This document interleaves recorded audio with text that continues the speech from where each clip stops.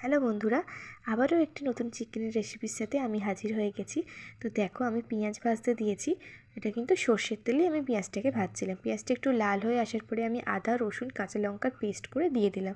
তারপরে আমি কয়েকটা কাজু কিন্তু এটাও কিন্তু আমি পেস্ট করে নেব, কিন্তু তার আগে মাংসগুলোকে দিয়ে একটু লাল লাল করে ভেজে নেব। মাংসের গায়ে যাতে একটু লাল লাল কালারটা আসে। তো এই সময় কিন্তু আমি শুধু নুন অ্যাড করেছিলাম, আর কিছু অ্যাড করিনি।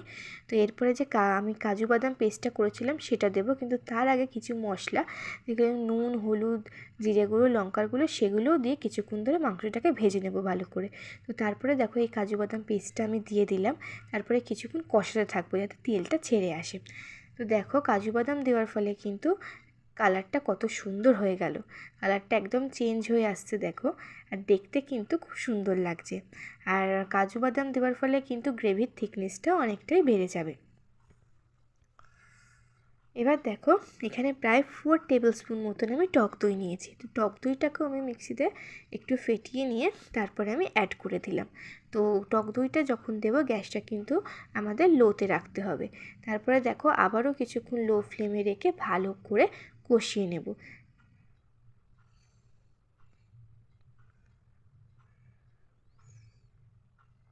কষানোর পরে যখন দেখবে তেলটা ছেড়ে আসছে, তখন তোমরা কিছু পরিমাণ, মানে যতটুকু ঝোল রাখবে ততটুকু জল অ্যাড করবে। তো এখানে দেখো, আমি জলটাও দিয়ে দিয়েছি। তারপরে আবারও কিছুক্ষণ ঢাকা দিয়ে ফুটিয়ে নিয়েছি। এবার দেখো, আমি এইটুকুই ঝোল রাখবো, তাই আর আমি বেশি ঝোলটাকে কমাচ্ছি না। তো এরপরে আমি ঘি অ্যাড করলাম।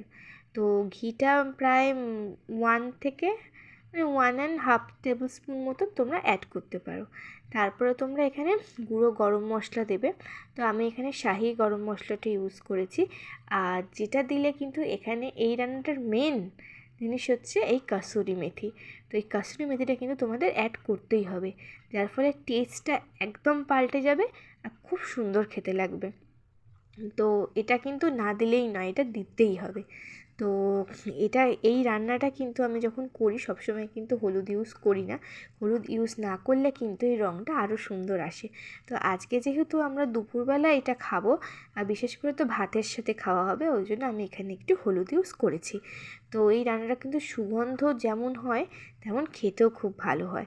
তো দেখো, এটা আমি ফাইনাল লুকটা দেখাচ্ছি। কিছুক্ষণ গ্যাসটা বন্ধ করে রেখেছিলাম। তারপরে দেখো, তেলটা একদম ভেসে উঠেছে। তো এটা কিন্তু ভাতের সাথে তো আমরা খেয়েছি, ভালোই লাগে। কিন্তু তোমরা যদি পরোটার সাথে খাও কিংবা ফ্রাইড রাইস পোলাওয়ের সাথে খাও, আরও কিন্তু সুন্দর লাগবে। তো দেখো, আমি একটু নাড়িয়েও তোমাদের দেখিয়ে দিচ্ছি।